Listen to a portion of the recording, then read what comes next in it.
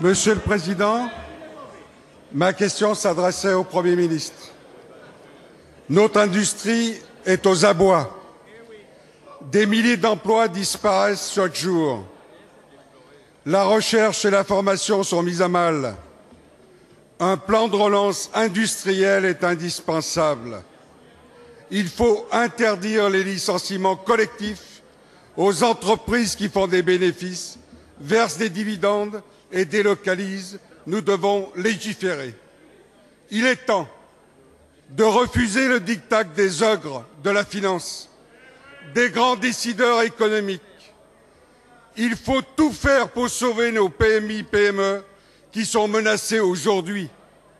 Le gouvernement doit prendre des décisions radicales contre ces seigneurs. Seigneurs, S-A-I, de nos petites et moyennes entreprises, qui imposent le moindre coût et poussent toujours plus à la nouvelle délocalisation. Pour eux, c'est vive la crise, c'est ce que j'appelle le pétainisme industriel. La situation sociale de la France, c'est le dernier de leurs soucis.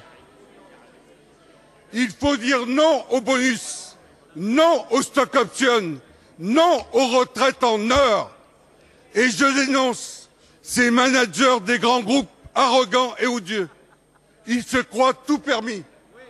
À l'inverse, je défends les dirigeants des petites et moyennes entreprises industrielles en m'opposant aux délocalisations, en mobilisant la France du patriotisme industriel. Monsieur le Premier ministre, avez-vous la volonté de donner un signal fort aux salariés qui se trouvent sur le carreau?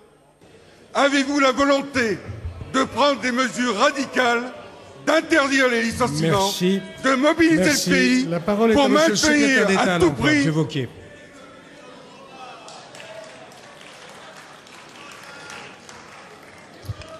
Monsieur le Président, Mesdames et Messieurs les députés, Monsieur le député André Gérin, je comprends, quelles que soient nos divergences politiques, votre inquiétude au sujet de l'avenir de l'emploi et notamment de l'emploi industriel dans notre pays.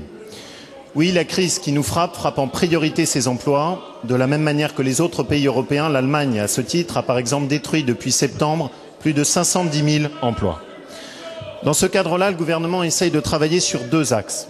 Le premier d'abord, à chaque fois que des filières en ont besoin, intervenir immédiatement pour prévenir les difficultés. Nous étions tout à l'heure avec Michel Barnier dans le cadre d'une réunion de travail très précise sur notamment la situation des industries agroalimentaires qui nécessitent toute notre vigilance.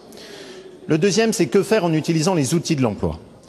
De ce point de vue, il y a deux points sur lesquels nous devons agir. D'abord, quand un groupe décide de fermer un site, on ne peut pas le laisser faire d'une manière passive sans s'occuper des questions de revitalisation, notamment pour les territoires qui sont rudement touchés. Je sais que vous en avez chez vous.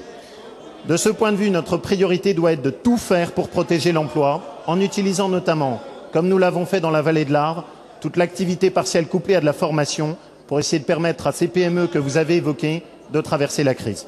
Le deuxième point, c'est quand les licenciements interviennent. Il faut être aux côtés de nos compatriotes qui souffrent durement, en leur proposant des solutions permettant une bonne indemnisation, un vrai accompagnement personnalisé et surtout des formations pour rebondir dans d'autres filières qui peuvent embaucher. Après, vous avez soulevé un débat, et je ne le fuis pas, c'est un vrai débat, sur la question de savoir faut-il réhabiliter ou instaurer une interdiction administrative de licenciement. Juste deux remarques à ce sujet. D'abord, premièrement, quand ça a été fait, ça n'a pas marché au début des années 80. La deuxième chose, vous l'aviez proposé à la fin des années 90, notamment à Martine Aubry, qui à l'époque avait dit « ça n'est pas avec une loi que nous l'interdirons ». Eh bien, je pense que de ce point de vue, nous pouvons nous retrouver. Je ne suis pas sûr que ce soit les lois qui interdisent les licenciements. Par contre, dans cette période, les actions concrètes de terrain sont à privilégier territoire par territoire.